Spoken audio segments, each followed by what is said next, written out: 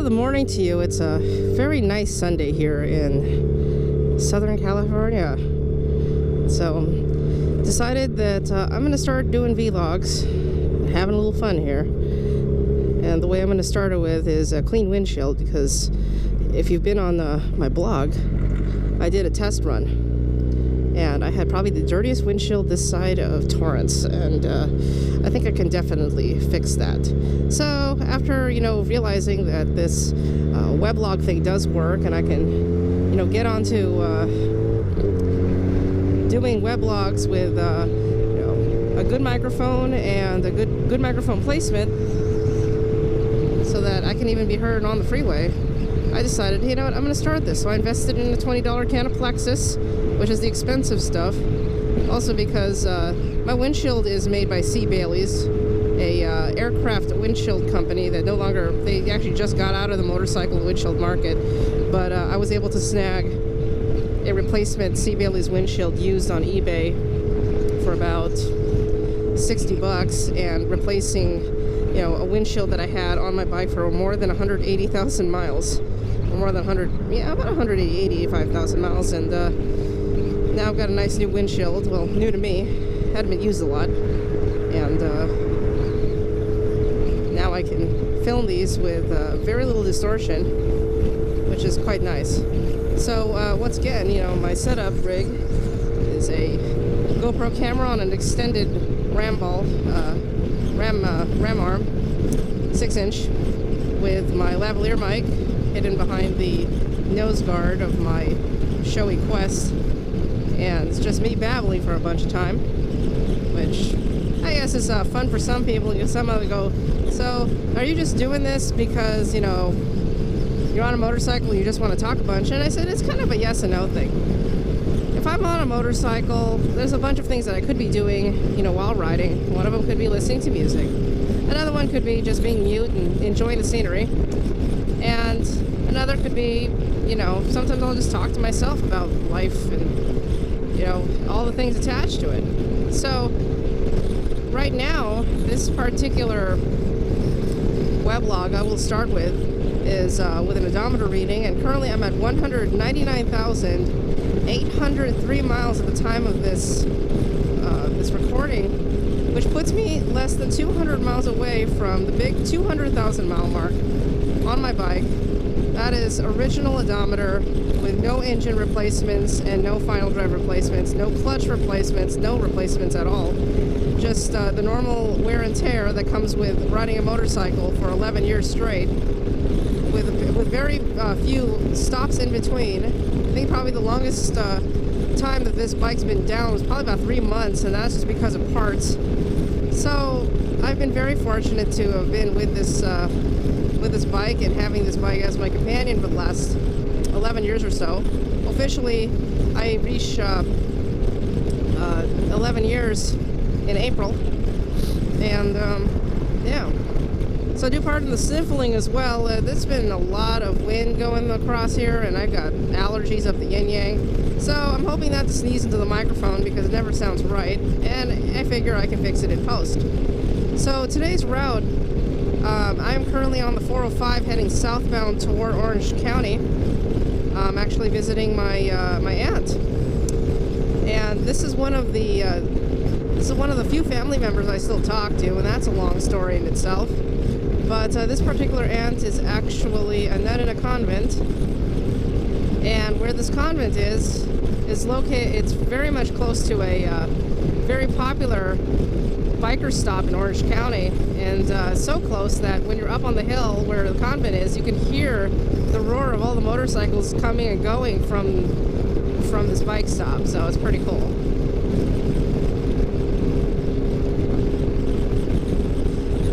This trip's probably going to be about 62 miles one way. Last time I measured it on my GPS, it was approximately about the 60-mile mark. So a round trip is going to put me within range of the 200,000 mile mark.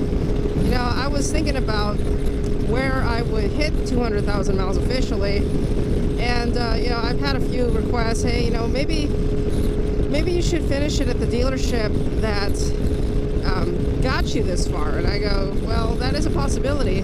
I mean, it's all about timing at this point, and making sure that when I do hit it, that I'm in a place where it's safe enough for me to pull over or park or whatever and take that picture, because 200,000 miles only happens once, and it's going to be a very big stunt for me to do it again on another bike. You know, I think about numbers when I think about these miles, and I know that I mention numbers a lot. And I think about, you know, all of the weirdness and the stories and all the journeys that I've been through with this bike in the last 200,000 miles. And, you know, the stories are more than enough to write a book, you know, write a memoir. And I think, you know, that could be in order. It's just if I could get my life back in order. You know, it's the busyness of everything and trying to find the balance in between. And I think that's one of the biggest challenges I have. And that's why I got to keep a lot of things short and sweet and, you know, very short bloggy. And I think the video blogs help a lot. This helps me put ideas into some sort of medium that I just don't have time to sit down for. You know, and that's just kind of the inevitability of my life at the moment. It's a lot of school, a lot of work and school at the same time. You know, motorcycle keeps me sane and is my primary mode of transportation, considering that, you know, a round trip to my work alone, front and back, is about 60 miles. So I got enough keeping me busy at the moment anyway. So I just go a lot of the 405. I am looking forward to seeing this footage though, because, you know, a clean windshield is a happy windshield. And that is going to be nice. I was doing a little research on different kinds of plastic cleaners to use, and there were a couple options I had. I just went with something that I knew from my time in the motorcycle industry, and that's Plexus, which is a plastic cleaner product that was originally designed for the aircraft industry. And anything that's, you know, as you know, being on an aircraft, optics are extremely important. So, you know, Plexus is one of those names that if you are a person who uses, you know, anything with plastics, any sort of, you know, windshield spray or anything like that, you know, this is the way to go. Of course, because it is a premium product, it does come at a premium price. So, yeah, a little 8-ounce can that I picked up, you know, from Cycle Gear was about 20 bucks. And there wasn't really much of a price break on Amazon either, so yeah, I had to just go pick it up from the store. There's just some things you just can't avoid. But I highly recommend this stuff. You can actually see what you're doing. You know, you just gotta make sure that the entire windshield is covered lightly with the stuff, and a good microfiber cloth. Don't use paper towels. FYI, any sort of optics, don't use paper towels. Those things may feel like they're kind of smooth, but there's a lot of rough fibers. If you look at it with a microscope, a lot of rough fibers in paper towel that are very rigid and can cause scratches no matter how much liquid you put down. You know, the micro scratches are inevitable with a paper towel. So don't wipe your glasses. Don't wipe, you know, if possible, t-shirt. I mean, Kleenex isn't very good either, because even though Kleenex's process a lot softer, there's still the risk of having something very rough and hard somewhere in the fibers, you know, because it is mass produced like that. You know, don't take your chances. Use a shirt, or if possible, use a microfiber cloth. Something that's proven to be soft and doesn't have all the randomness of paper. You know, I like to use like a bed sheet or an old t-shirt or a microfiber cloth when I can, you know, reach it. And also, like, if I'm in a place where I can, you know, use the same microfiber cloth that I have for, what's it called? No, I was just past a slight mishap there. It looks like something fell off a truck going northbound on the 405. But for example, if I'm cleaning a bunch of iPad screens or something, you know, using that kind of cloth is okay to use too. You know, if it's safe to use on a computer screen, it's probably safe to use on your glasses or, you know, some small fine optics. And of course, you have to be really careful if you're dealing with camera optics. You know, more expensive lens, you want to make sure you do take the time to clean it appropriately with the right material so that you don't wreck a $2,500 lens, you know, because you were in a rushed hurry. You don't want to do that. You know, Long Beach. This is a very familiar route I've taken. This is the route to school for me. But this time I'm just going to blow past school and go do something else. And that's visit some family. It's pretty brisk today there. I'm able to, you know, clop on by with speeds around, you know, 85. Not much going on the freeway right now. Which is nice for a Sunday because there are some days when you don't want to turn this whole thing into a, you know, lane splitting escapade, and not my style right now. Just the chill straight shot down. This is the shortcut route that I use to get to down to the area of Silverado, California, which is very close to Lake Forest. But there are lots of other ways to get there. A lot of side streets, a lot of back roads. The nice thing about being in Southern California is that there's so many long highways that aren't considered to be freeways, and you know, you could meander your way all the way down. It would take forever, but you could do it. I don't have forever today, so the freeway it is. Of course, one of the challenges of doing a vlog is trying to figure out, like, what can you really talk about. You know, some vlogs that I plan to do are going to involve organized rides, and there really isn't, you know, too much preparation involved with that. And then some of the other ones are leisurely ones like this that, you know, just babble a bunch and, you know, hope it all makes sense when I put it in post. 405 is pretty much a straight line down. I think I would probably have a lot more interesting commentary going through the canyons, which would be definitely a project for another day. One of the nice things, though, about having Eleanor, my 2007 FJR 1300, is that no matter what the situation is, she flies smooth. It's nice. Need to get on the freeway? No problem. Need to cruise for a long time? No problem. Need to be in Petaluma, California in about 6 to 7 hours? Not a problem. She's up for any task. It's, you know, I think that if I were doing vlogs right now, you know, and I was asked, hey, could you do a review on the FJR 1300? It's like, would you like to just watch all the video? Am I really going to argue over a motorcycle that I've had for 11 years? That has done nothing but just get me there? I mean, there really isn't much to say. I mean, I know that everyone out there has a motorcycle of choice, and my choice is this one, and I don't regret it. I'm not one to give up a motorcycle quickly. You know, you form an attachment, you form a bond, a partnership with the motorcycle that you're on. You know, it's your asphalt plane. Or your iron horse, however you want to call it. I like to consider myself an asphalt pilot. It's a fun name. Kind of like Rhinestone Cowboy, you know? It is interesting to watch the miles just pile on this thing. I usually don't think about it most days, but you know, when you're this close to reaching a major milestone, and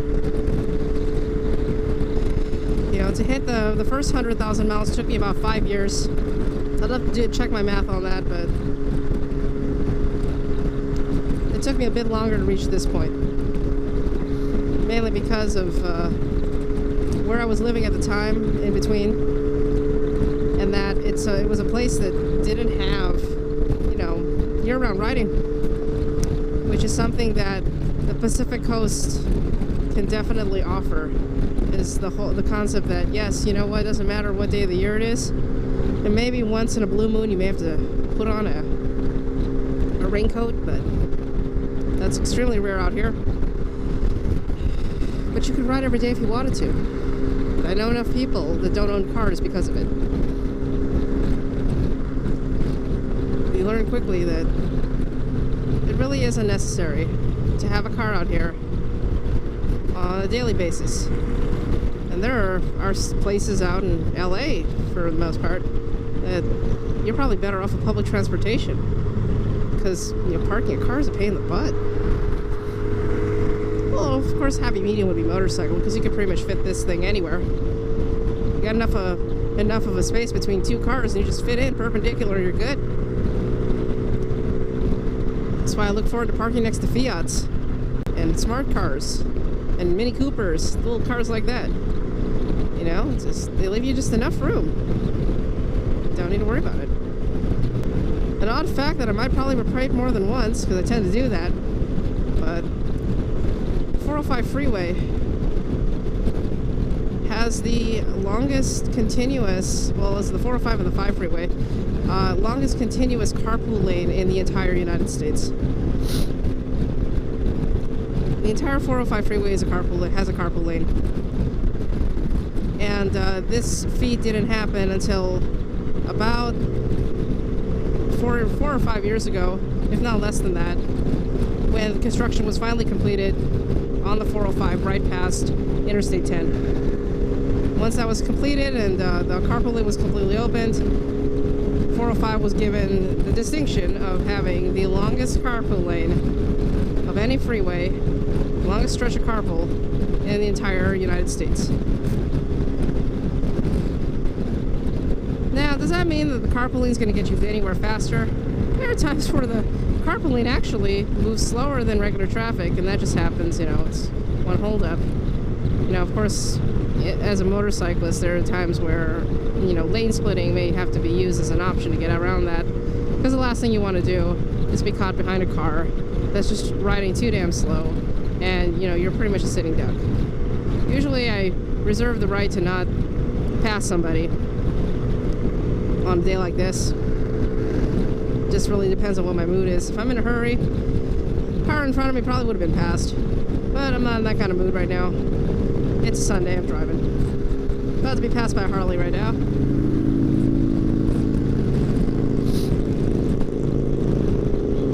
Looks like an older one. My expertise in Harley model identification is not very strong. I mean, I did work in a place that sold Harleys for a little while, so, you know, I can tell the difference between some of the, you know, letter nomenclature that Harley's done with. But I will say, though, as I had a chance yesterday to head over to Bartell's Harley Davidson over in Marina del Rey to catch up on my knowledge of Harley Davidson models. I mean, I'm pretty far removed from the motorcycle industry. It's been a few years. And, you know, it's really unnecessary knowledge for me to know, but after reading a few articles about the announcement of the closure of one of the Harley plants in Missouri, and the announcement that Harley was releasing 9 new Softail models, I wanted to go see what was going on with that. So I used it as an opportunity to go visit a dealership that I haven't been to in a while, and just take a look at what was out there. Now, someone asked, you know, which Harley model is your favorite? Because I do get asked, you know, the standard question, okay, if you were to ride a Harley, which one would you get? I'm a huge fan of the Softail Deluxe.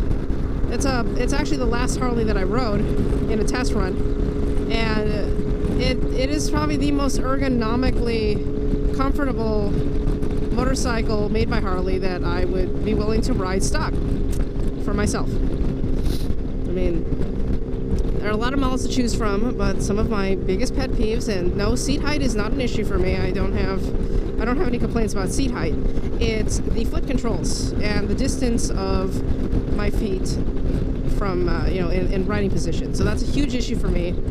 A lot of the Harley models are designed for people who are taller or who prefer having the foot position to be very far forward, which is not the way I like to ride. You know, if you compare it to my current bike, you know, the FJR, it's pretty much an upright neutral position in which my feet are pretty much right below me, like I would be on a bicycle, or if you have to compare it like a horse. You know, I don't have my feet in front of me. This allows me to stand up on the pegs if I need to.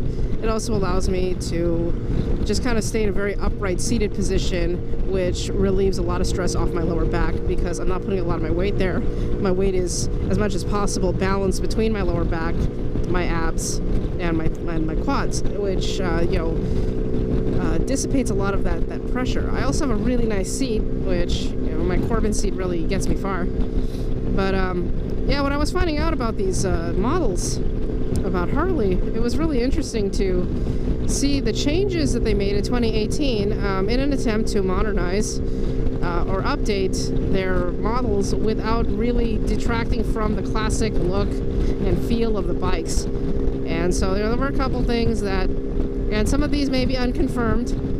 You know, I need to do some more research and say, but I'm just going to say it right now.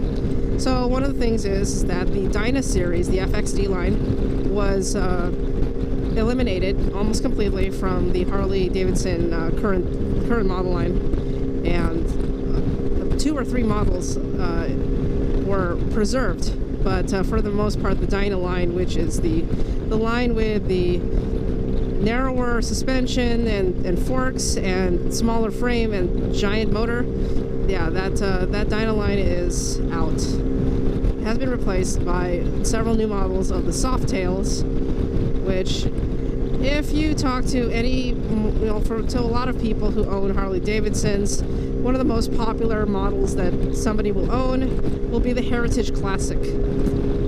Heritage Classic's still around. There's a couple others, the Softail Slim, and a few. I was given a manual or a dealer booklet so I could take a look at these things. Another thing too that was changed was the type of suspension for 2018. So for the longest time, suspension was made of dual canisters underneath the swing arm that had to be adjusted properly, like with the same number of turns and twists, which is very similar to the way that a fork is adjusted on a Japanese sport bike. Well, that's been replaced with a single monoshock in the back underneath the seat, which has required a little bit of modification to a little change in the frame, which the frame was changed as well. But yes, monoshock. Harley has finally caught up with the Japanese bikes and gone to a single monoshock underneath the seat with a preload adjustment both underneath the seat and also on the fly on the bottom right-hand corner underneath your leg. So you can actually change your preload while you're parked somewhere. Just give it a twist and go. So that's quite nice. Nice adjustment for 2018. Other things too that have been changed for 2018 with Harley are the new Milwaukee 8 engine is now completely available on all models. So that is a big thing.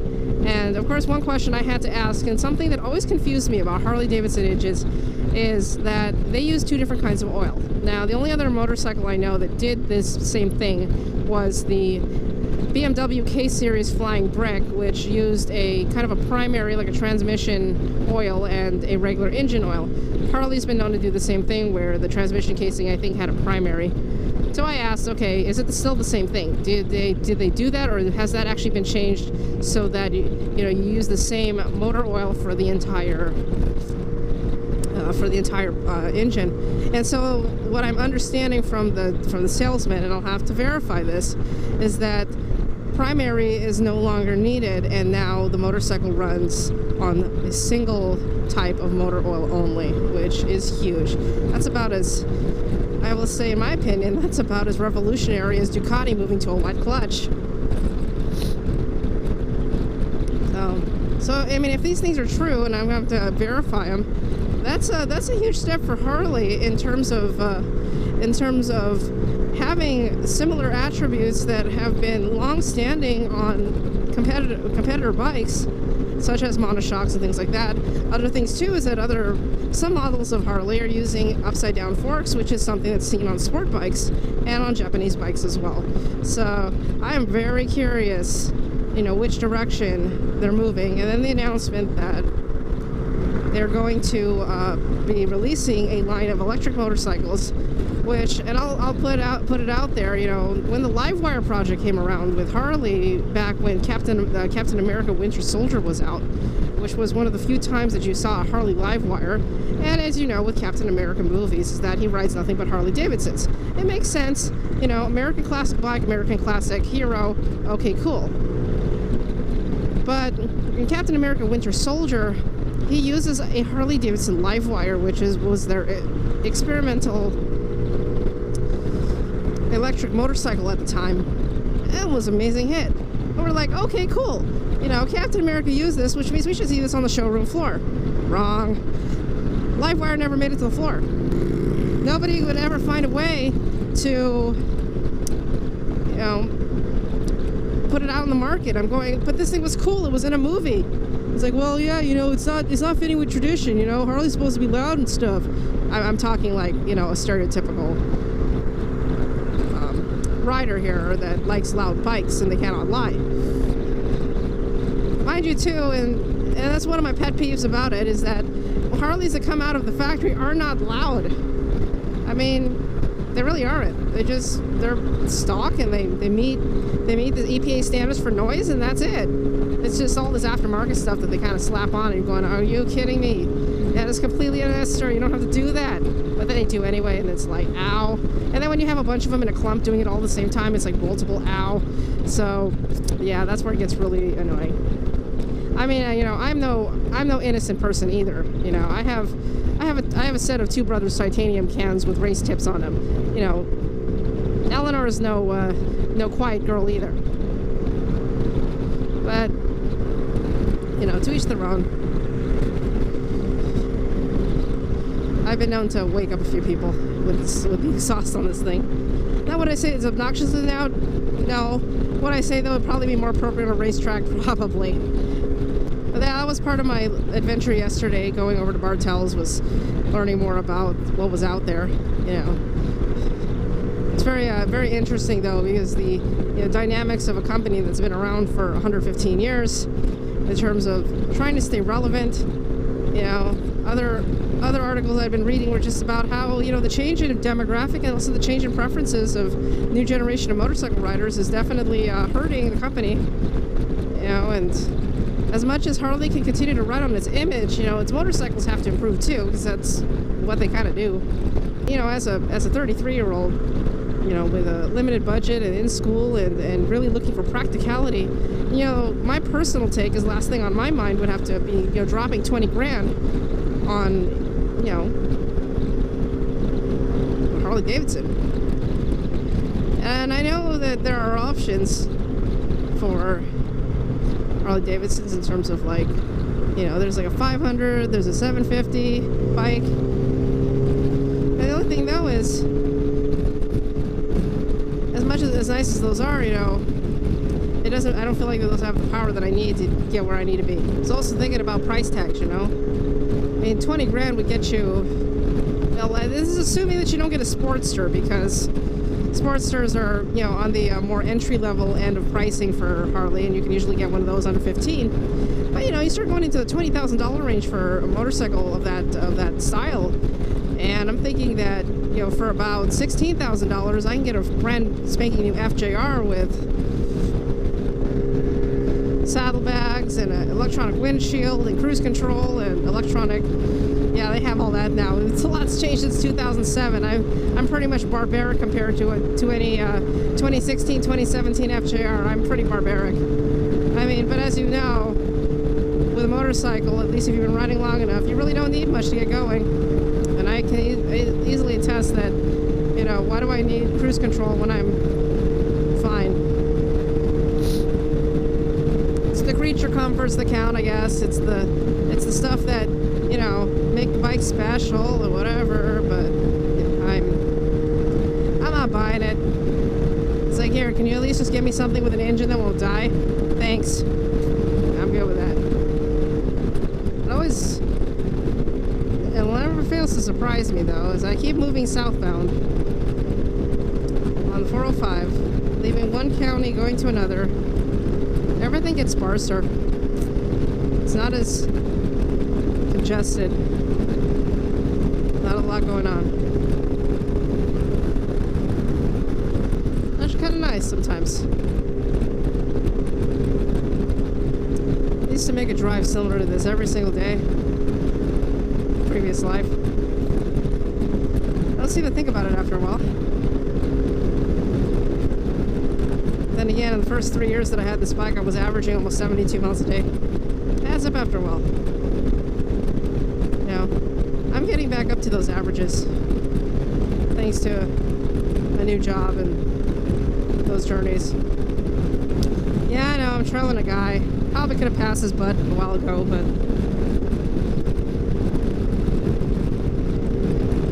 Sunday, I'm cruising. Not in a hurry.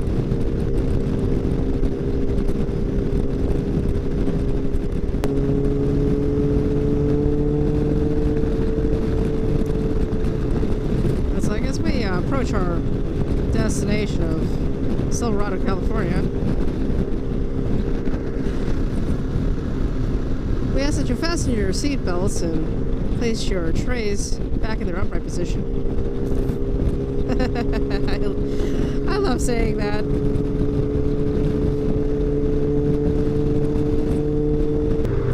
Temperatures haven't gone up too badly coming down south here. It's actually a nice 80 degrees at the moment. In the middle of the beginning of February. Yeah, it's winter in California for you guys.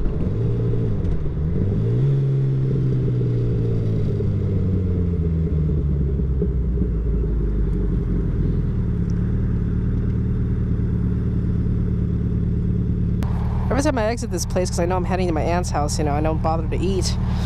But right here at El Toro Road, there's a Raising Cane's Chicken Fingers.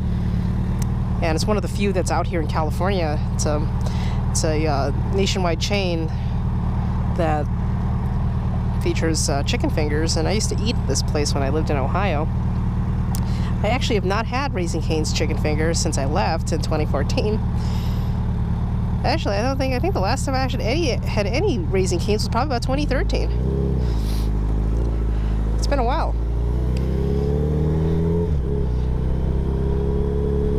That might be a trip for something if I'm here for non-family reasons. That might be something fun. There's quite a few food chains that are here now in California that I experienced during my time in the Midwest because that was where the test markets were. So it's like, oh yeah, we have a Raising Cane's Chicken Fingers. Have you ever tried it? I'm like, yeah. I live near one. Like 5 minutes away. So where we are technically is Laguna Hills. It actually cuts Laguna Hills, Lake Forest, Silverado. So there's just a lot of little cities that technically have their own, you know, borders and stuff like that. But after a while, you really can't tell. Everything is South Orange County. You know, there's nothing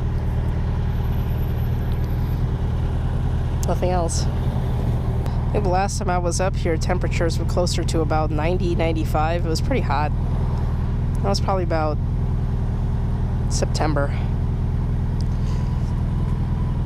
Sometimes you just get that heat wave, you know. And I mean, I'm approaching a canyon, so a lot of heat kind of gets stored in there. It'll get to you after a while.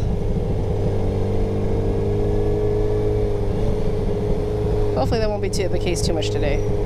Probably going to be here for a bit of the afternoon, and it shouldn't be too hot. Should be fine.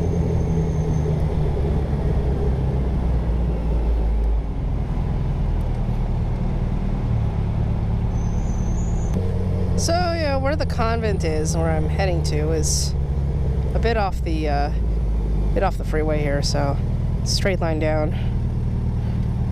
If you've ever have a chance to be in this area, there's leads into this area called Santiago Canyon Road, and that's a nice motorcycle cruise.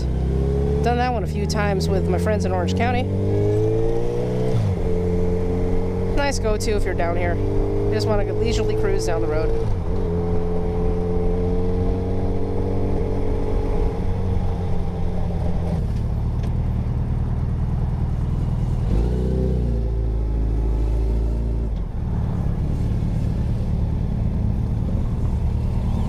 It's a little warm. I don't feel like waiting.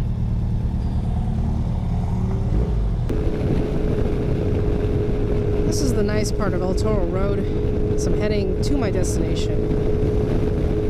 The cutting transmission as I'm approaching my destination, but as you can see though, as you're heading toward what they call Cook's Corner, the locals know, the SoCal people know, it's chill for a Sunday.